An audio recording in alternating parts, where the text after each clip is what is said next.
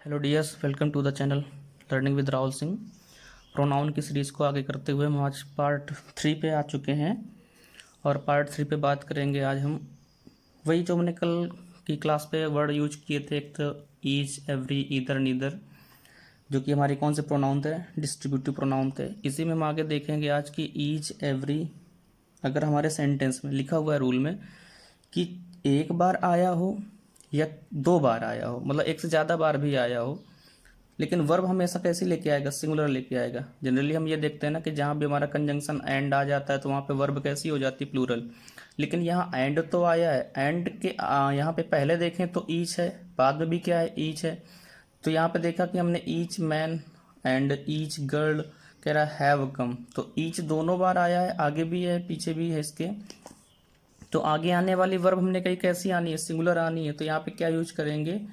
क्या यूज कर देंगे? हैज़ यूज कर देंगे। इसके साथ साथ एक चीज़ और भी याद रखेंगे कि ईच के बाद नाउन देखिए यहाँ भी अभी सिंगुलर ही है, और नाउन को आपको याद रखना सिंगुलर ही आएगी, ईच के बाद आए चाहे एवरी के बाद आए।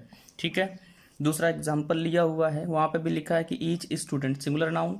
फिर आगे कह रहा है एंड ईच टीचर, तो यहाँ पे भी सिंगुलर नाउन है। वर्ब भी कैसी आएगी? सिंगुलर ही आएगी, चाहे ईच के बाद, मतलब ईच चाहे एक बार आया हो सेंटेंस में, चाहे ईच 2 बार आया हो, वर्ब लाएगा सिंगुलर, और ईच के बाद की नाउन भी हमेशा कैसी रहेगी? सिंगुलर। तो ये रूल था। दोस्तों एक अच्छा सा रूल है, इसको भी देख लेते हैं। कह रहा है कि अगर हमारे सेंटेंस में किससे स्टार्टिंग हुई है? इट से, और इट के बाद में टू बी का यूज हुआ हो। किसका यूज हुआ हो? To be. टू बी की एक वर्ब है, ये है सारी, इज है, एम है, आर है, वॉज, वर, बीन या फिर बीइंग आएगा। तो टू बी के बाद हमेशा सब्जेक्टिव केस आता है। कौन सा केस आएगा? Subjective case. हमने लास्ट क्लास जब पर्सनल प्रोनाउन की थी तो उस क्लास में हमने बताया था कि पर्सनल प्रोनाउन में हमारे सब्जेक्टिव केस, ऑब्जेक्टिव केस, ढेर सारे केसेस बताए थे आपको। और इसके बाद में क्या आएगा? यहाँ पे हु आएगा। तो हु के बाद में आने वाली वर्ब हमेशा, हु के बाद आएगी जो वर्ब हमेशा इस सब्जेक्ट के अकॉर्डिंग आएगी। अगर ये सब्जेक्ट सिंगुलर है तो वर्ब सिंगुलर, अगर ये सब्जेक्ट हमारा प्लूरल है तो ये वाली वर्ब कैसी आएगी? प्लूरल आएगी। तो ये याद रखना कि इसी सब्जेक्ट के अकॉर्डिंग ये वाली वर्ब आएगी। तो ध्यान दीजिए, यहाँ पे जैसे एग्जांपल लिए हुए मैंने कि यहाँ पे कह रहा है कि इट इज़ मी, ठीक है ना। फिर आगे आया हु, तो देखिए सिंटैक्स मिलाएंगे तो इट, टू बी की वर्ब हमने यूज करी है, इज, वाज भी यूज कर लेंगे, कोई दिक्कत नहीं है। फिर आगे देखिए सब्जेक्टिव केस लाना है ना हमें, ये तो हमारा ऑब्जेक्ट होता है मी, तो मी का सब्जेक्टिव केस क्या हो जाएगा? आई। तो यहाँ पे किसका यूज करना था हमें? आई का, तो इट इज आई। अब आगे आने वाली वर्ब, तो हु के बाद देखिए जो वर्ब आ रही है, हमने कहा कि इस वर्ब, ये जो वर्ब आएगी ये सब्जेक्ट किसके अकॉर्डिंग आएगी? इसके अनुसार। तो यहाँ पे हमारा सब्जेक्ट क्या आ रहा है? आई, तो आई के अकॉर्डिंग यहाँ पे क्या होना चाहिए था? एम, ना कि इज। सेम नीचे भी देखेंगे, कह रहा इट इज सी। देखिए इट आया, वर्ब आई, वर्ब के बाद सब्जेक्ट टू केस, यहाँ तक कोई एरर नहीं। फिर हु के बाद आने वाली वर्ब किस सब्जेक्ट के अकॉर्डिंग होगी? जो हु के पहले सब्जेक्ट आया, तो हु के पहले सब्जेक्ट क्या आया है? सी, तो यहाँ पे क्या यूज होना चाहिए था? इज। तो इस प्रकार से हम देख लेंगे, ये वाला सिंटैक्स अच्छे से समझ लेंगे इसको। डियर, आई होप कि आप सब घर पे अच्छे होंगे और बिल्कुल भी पैनिक नहीं होंगे, क्योंकि आजकल की जो कंडीशन चल रही है बड़ी क्रिटिकल है। तो मैं आशा करता हूँ कि आप अपनी केवल पढ़ाई पर ही ध्यान दें और ज़्यादा चीज़ों पर ध्यान ना दें, और साथ ही साथ हाँ, एक चीज़ पर ध्यान जरूर देंगे, अपने स्वास्थ्य को भी ध्यान रखेंगे और बाहर नहीं जाएंगे, कोरोना से बचना है हमें। तो अगर आपको वीडियो पसंद आ रहे हैं तो लाइक शेयर सब्सक्राइब करना भी नहीं भूलना है। आगे हम बात करेंगे, कुछ कंडीशनल सेंटेंसेस हमारे होते हैं जिनके अंदर इमेजिनेशन होती है, और ये इमेजिनेशन होती है मतलब अनअकर्ड होता है, ये बात हमारी घटने वाली नहीं होती है।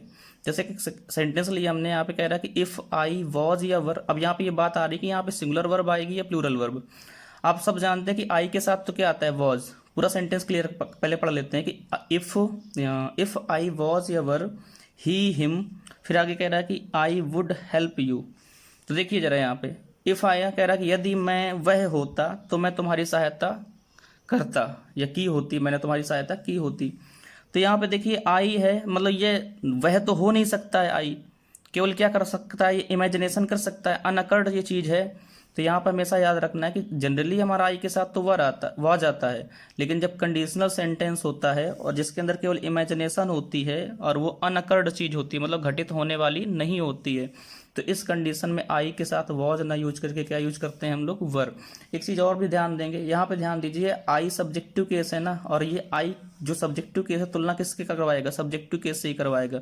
तो इफ़ आई वॉज हिम नहीं होगा, इफ़ आई वॉज ही होगा, क्योंकि आई हिम नहीं हो सकता, आई सब्जेक्टिव केस है तो आई क्या लेके आएगा? ही को ही लाएगा। नीचे सेंटेंस फिर से ऐसे ही है कि इफ़ आई वॉज या were a bird I would fly. फिर से वही है कि ये बर्ड तो हो नहीं सकता है, बर्ड हमारा नाउन है, तो फिर से आई के साथ यहाँ वॉज ना यूज करके क्या यूज करेंगे, वर। तो याद रखना हमें कंडीशनल सेंटेंस जब भी आता है तो यहाँ पे सेंटेंस में सिंगुलर सब्जेक्ट होने के बावजूद भी वर्ब कैसे यूज करी, हमने प्लूरल यूज की हुई है। ठीक है, आगे बात करते कुछ जैसे हमने सेंटेंस लिखा है, यहाँ पे ध्यान देना थोड़ा सा। कह रहा है he is better than me या फिर आई, या फिर लिखा है he knows you better than me या फिर आई। जैसे यहाँ पे लिखा है he is better than me, तो जरा बताइए, देखिए यहाँ पे सब्जेक्ट हमारा ही है, कह रहा कि वह मुझसे अच्छा है, तो ये ही सब्जेक्ट है, और यहाँ पे हमने एक ऑब्जेक्ट लिखा है एक सब्जेक्ट। तो याद रखिए एक सब्जेक्टिव केस की तुलना सब्जेक्टिव केस से होगी, तो बेटर देन मी ना होके क्या होना चाहिए था, बेटर देन आई। और नीचे वाले सेंटेंस में लिखा है ही इज नोज यू, तो यहाँ पे ही सब्जेक्ट हो गया, नोज वर्ब हो गई, ये हमारा क्या है, ऑब्जेक्ट। अब यहाँ पे ये जो ऑब्जेक्ट है, ऑब्जेक्ट की तुलना हम किससे करवाएंगे, ऑब्जेक्ट से ही करवाएंगे, तो यहाँ आई नहीं होगा, क्या होगा, मी। तो हमने रूल को बताया है कि सब्जेक्टिव केस की कंपेयर सब्जेक्टिव केस से, जबकि ऑब्जेक्टिव केस की कंपेयर किससे करनी है, ऑब्जेक्टिव केस से की जाती है। तो ये भी क्लियर आपको कर लेना है। आगे के जो रूल्स हैं हमारे रिलेटेड टू है रिलेटिव प्रोनाउन, और इससे रिलेटेड बहुत अच्छे रूल्स बनते हैं और बहुत इंपॉर्टेंट भी रहते हैं हमारे पेपर के अंदर। तो रिलेटिव नहीं है, अभी रिफ्लेक्सिव प्रोनाउन है। कौन सा प्रोनाउन है हमारा, रिफ्लेक्सिव प्रोनाउन है। तो रिफ्लेक्सिव प्रोनाउन को हमने डिस्कस किया था, रिफ्लेक्सिव और एम्फेटिक दो प्रोनाउन आपको बताए थे। रिफ्लेक्सिव प्रोनाउन में तो हमने बताया था कि ये रिफ्लेक्सिव प्रोनाउन जब आता है तो ये वर्ब के बाद आता है, लेकिन अगर यही जो वर्ड होते थे ना हमारे my self, him self, your self, ये सब्जेक्ट के बाद आएंगे तो ये फिर एम्फेटिक प्रोनाउन बन जाते थे। तो हमने बताया था वैसे भी लास्ट क्लास के अंदर कि जो रिफ्लेक्सिव प्रोनाउन होते हैं, यहाँ पे हमने लिखा कि they are used when the doer as well as the receiver is same, मतलब जब कार्य को करने और उस कार्य का जो प्रभाव जिस पर पड़ता है दोनों सेम होते हैं। बताया था ना कि एक्शन यहाँ पे रिफ्लेक्टेड हो जाता है, क्योंकि यहाँ पे ऑब्जेक्ट नहीं होता है, तो जो कर्ता काम कर रहा होता है उसका काम किस पर पड़ रहा है, उसका असर किस पर पड़ रहा होता है, सब्जेक्ट पर ही पड़ रहा होता है। तो इस कंडीशन में यूज करते हैं रिफ्लेक्सिव प्रोनाउन। साथ ही साथ याद रखना है कि कुछ वर्ब हमारी हैं जिनमें डूअर रिसीवर सेम होने की कंडीशन पर वहाँ पे हम रिफ्लेक्सिव प्रोनाउन यूज करते हैं, और वो कुछ वर्ब ये हैं हमारी, मोस्टली पेपर के अंदर ये पूछी गई हैं, जैसे अवेल है, डिस्कस है, हर्ट है, ठीक है ना, hurt, absent, introduce, enjoy, adopt, reconcile, ये सारे वर्ड हमारे दिए गए हैं। तो इनके बाद हमेशा रिफ्लेक्सिव प्रोनाउन आएगा जब डूअर और रिसीवर दोनों कैसा होगा, सेम होगा। तो जरा एग्जांपल देखते हैं, जैसे लिखा है यहाँ पे I introduced him to the boss, तो कह रहा कि मैंने उसे बॉस से इंट्रोड्यूस कराया। तो इस सेंटेंस में आई सब्जेक्ट है, इंट्रोड्यूस हमारा क्या है, वर्ब, ये सब्जेक्ट हो गया। यहाँ पे ऑब्जेक्ट क्या मिल रहा है हमको, हिम। तो इस सेंटेंस के अंदर तो इस वर्ब के साथ क्या दिया है, ऑब्जेक्ट दिया गया है, तो मतलब यहाँ पे डूअर और रिसीवर दोनों सेम नहीं है, या वर्ब के साथ साथ हमारे सेंटेंस में ऑब्जेक्ट दिया गया, इसलिए किसी रिफ्लेक्सिव प्रोनाउन की जरूरत नहीं पड़ेगी। लेकिन नीचे जो सेंटेंस लिखा है, कह रहा है I introduce to the manager, तो कह रहा है मैंने मैनेजर को इंट्रोड्यूस करा, किससे किया या किसको कराया। तो यहाँ पे हमारे इस वर्ब के बाद में कोई ऑब्जेक्ट नहीं दिया है, तो फिर हमको जरूरत पड़ेगी रिफ्लेक्सिव प्रोनाउन की। तो यहाँ पे रिफ्लेक्सिव प्रोनाउन क्या आएगा, आई सब्जेक्ट है ना, तो आई के अकॉर्डिंग क्या आ जाएगा, माई सेल्फ। जैसा नेक्स्ट सेंटेंस लिखा है we enjoyed at the party, at the party हमने कहा ना प्लेस है, और टाइम और प्लेस हमने बताया था ऑब्जेक्ट नहीं होते, तो फिर से सेंटेंस के पास क्या नहीं है, ऑब्जेक्ट नहीं है, तो फिर से वही वर्ब के बाद हमें लाना होगा रिफ्लेक्सिव प्रोनाउन। तो वी के अकॉर्डिंग क्या आ जाएगा, यहाँ पे आर सेल्स हो जाएगा, तो वी एंजॉयड क्या हो जाएगा, आवर सेल्स, ठीक है ना। फिर आगे लिखा है कि वी एंजॉयड द पार्टी, तो कह रहा कि यहाँ पे वर्ब तो हमारी एंजॉयड हो गई, सब्जेक्ट हमारा वी हो गया, किसका चीज का एंजॉय कर रहे हैं, पार्टी का, तो पार्टी तो हमारा ऑब्जेक्ट हो गया, सेंटेंस में ऑब्जेक्ट है इसलिए किसी रिफ्लेक्सिव प्रोनाउन की जरूरत नहीं पड़ेगी। नीचे सेंटेंस से कह रहा है आई अवेल ऑफ द अपॉर्चुनिटी, कह रहा है मैंने अपॉर्चुनिटी को अवेल किया, लाभ उठाया उसका। तो यहाँ फिर से वही चीज आ रही है कि अवेल ऑफ के बाद में ये टाइम है हमारा, अपॉर्चुनिटी हमारे पास फिर से क्या नहीं है, ऑब्जेक्ट नहीं है, तो ऑब्जेक्ट ना होने पे तो वर्ब के तुरंत बाद क्या लाएंगे हम लोग, रिफ्लेक्सिव प्रोनाउन। सब्जेक्ट हमारा आई, तो क्या आ जाएगा यहाँ पे, I avail myself of the opportunity. फिर आगे लिखा he hurt himself while playing, उसने चोट पहुंचा ली जब खेल रहा था, किसे चोट पहुंचाई, अगर यहाँ पे लिखा होता ही हर्ट हर, ठीक है ना, मतलब उसने किसी लड़की को चोट पहुंचाई है, तो फिर वहां पे तो ऑब्जेक्ट मिल जाता, लेकिन यहाँ पे हर्ट किसको कर रहा है, किसी और को तो कर नहीं रहा था, खुद को ही करेगा। तो फिर से वही चीज है, यहाँ पे वर्ब के बाद हमने किसका यूज किया, रिफ्लेक्सिव प्रोनाउन का, इसलिए सेंटेंस पूरा पूरा क्या है, सही है। नीचे एक नोट थोड़ा सा ध्यान रखेंगे कि रिफ्लेक्सिव प्रोनाउन जो होता है हमारे सेंटेंस के अंदर ना तो सब्जेक्ट बनेगा ना ही ऑब्जेक्ट बन के आएगा, मतलब ये सब्जेक्टिव या ऑब्जेक्टिव दोनों केसों का काम नहीं कर सकता है। जैसे हमने यहाँ पे सेंटेंस लिया, कह रहा है सौम्या एंड माई सेल्फ।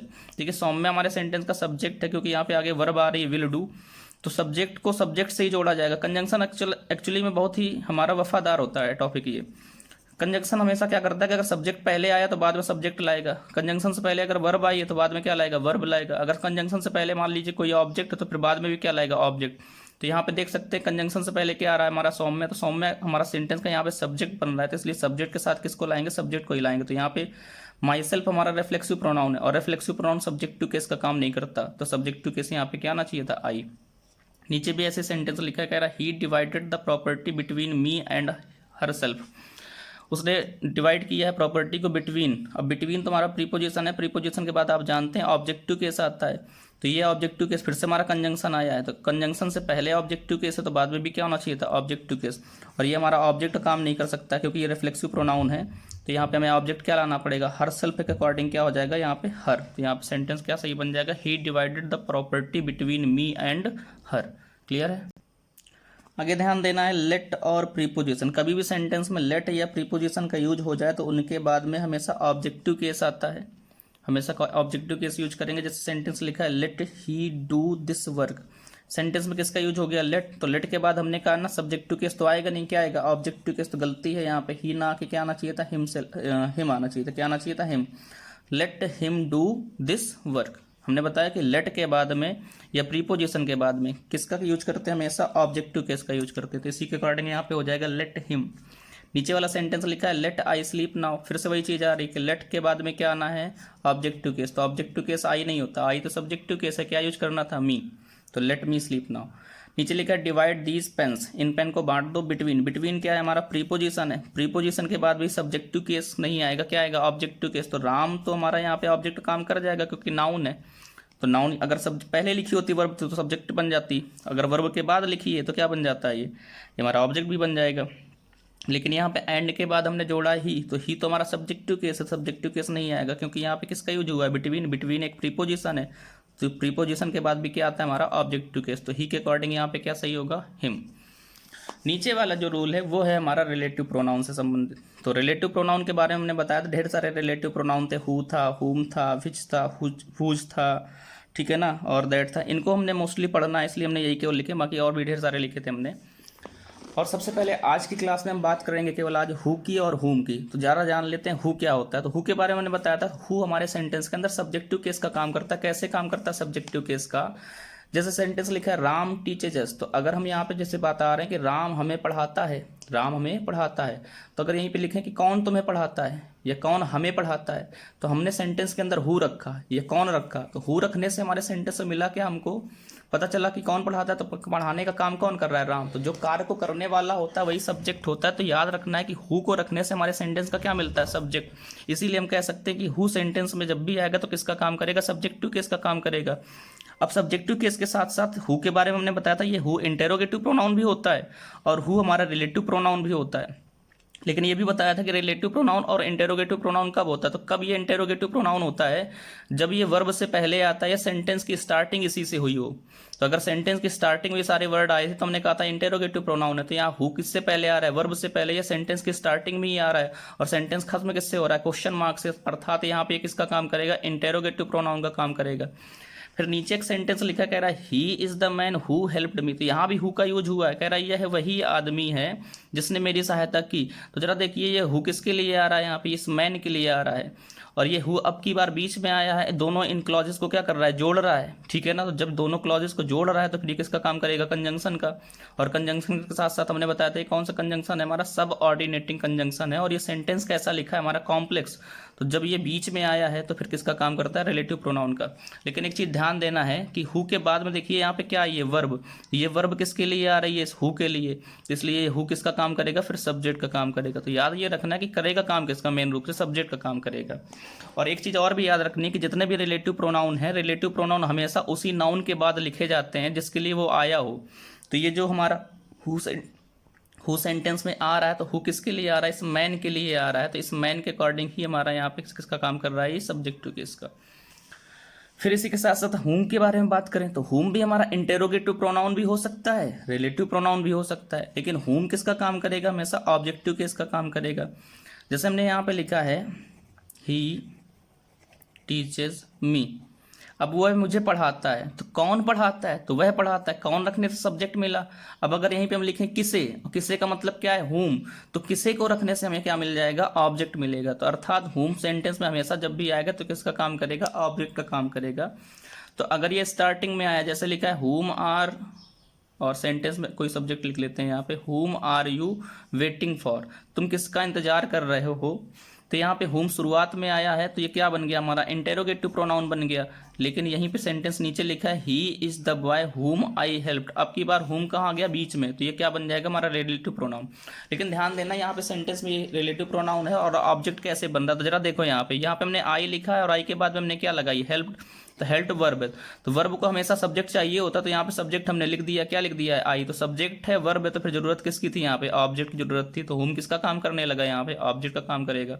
ठीक है, कुछ एग्जाम क्वेश्चंस देख लेते हैं जो पेपर में पूछे गए हमारे। कह रहा है कि the beggar whom we had suspected to be guilty turned out to be innocent, तो जरा देखिए सेंटेंस में लिखा है द बेगर, फिर आगे ध्यान दें इस पार्ट में क्या लिखा है, हुम वी हैड सस्पेक्टेड, तो ये तो वी आया, वी के बाद में क्या मिल गई हमको, वर्ब मिल गई हैड। तो इस सेंटेंस में हम देख सकते हैं सब्जेक्ट आ गया, वर्ब आ गया, लेकिन इस सेंटेंस में हमारे पास में सब्जेक्ट और वर्ब इसका मिल गया है, ठीक है ना। तो फिर यहाँ पे हुम किसका काम कर रहा होगा, ऑब्जेक्ट का, तो सेंटेंस में ऑब्जेक्ट की ही जरूरत है, तो बाकी हमारे किसी पार्ट में एरर नहीं है, तो ये पार्ट हमारा कैसा बन गया, नो एरर का सेंटेंस हो गया, तो मतलब इस सेंटेंस में कोई एरर नहीं है। दूसरा सेंटेंस देख लेते हैं, लिखा है द मैन हुम स्पोक र्यूडली टू मी, आगे कह रहा है यस्टरडे हैज़ बीन किल्ड, कह रहा कि वह आदमी जिसने मुझसे र्यूडली बात करी वो कम क्या हो गया, किल्ड, मतलब मार दिया गया, हैज़ बीन पैसिव भी रहा है सेंटेंस ये, तो हैज़ बीन के साथ में वर्ब की थर्ड फॉर्म लगी, मतलब पैसिव जा रहा है सेंटेंस। तो देखें यहाँ पे सेंटेंस, द मैन हुम स्पोक, देखिए यहाँ पे ये वर्ब आई है, वर्ब किसके लिए आती है भाई, सब्जेक्ट के लिए आती है, ठीक है ना। तो द मैन, फिर आगे लिखा है हु, ये मतलब यहाँ पे तो हुम लिखा है, फिर आगे लिखा है spoke rudely to me yesterday has been killed, मार दिया गया है। तो ये जो हैज़ बीन आया है ये किसके लिए आ गया, ये तो मैन के लिए आ गया, एक वर्ब हो गई, सब्जेक्ट हो गया, और ये वाली फिर वर्ब किसके लिए आ रही, तो ये भी किसी सब्जेक्ट के लिए आई होगी। और इस सेंटेंस को अगर आगे पूरा पढ़ा जाए तो यहाँ पे मी मिल रहा है, तो ऑब्जेक्ट मिल रहा है, तो ये भी ऑब्जेक्ट है, ये भी ऑब्जेक्ट है, तो फिर यहाँ पे ये वर्ब किसके लिए आई होगी, तो ये वर्ब तो सब्जेक्ट के लिए आई होगी, तो फिर यहाँ पे सब्जेक्टिव केस की जरूरत है, ना कि ऑब्जेक्टिव केस की। तो यहाँ पे हुम ना यूज करके क्या यूज करना था हमें, हु, तो the man who spoke rudely हो जाएगा, ठीक है। नीचे का सेंटेंस देखते हैं, कह रहा है ही इज द मैन, फिर आगे लिखा है who forced him to speak unpleasant words to the leader, कह रहा है वही आदमी है जिसने उसे फोर्स किया क्या करने के लिए, स्पीक करने के लिए अनप्लीजेंट वर्ड, किसके लिए, लीडर के लिए। तो ही के साथ में तो यहाँ पे इज आ गया, ठीक है। आगे लिख रहा है द मैन, द मैन के लिए यहाँ पे कोई रिलेटिव प्रोनाउन आने वाला है, बात करेंगे हु आएगा या हुम आएगा, जो भी होगा। फिर आगे लिखा है फोर्स्ड हिम, तो हु फोर्स्ड हिम, ध्यान देना, he is the man who forced him, तो यहाँ पे ये फोर्स्ड क्या है, हमारा वर्ब है, और इस वर्ब के बाद में यहाँ पे क्या लिखी है, ऑब्जेक्ट लिखा है हिम। तो फिर यहाँ पे सेंटेंस में जरूरत किसकी थी, इसको वर्ब को क्या लेके आएगी, वर्ब लेके आएगी सब्जेक्ट, और हु क्या होता है सब्जेक्ट। सेंटेंस में हु कैसा है, सब्जेक्टिव केस का काम कर रहा है, मतलब ये सेंटेंस कैसा है हमारा, नो एरर का है।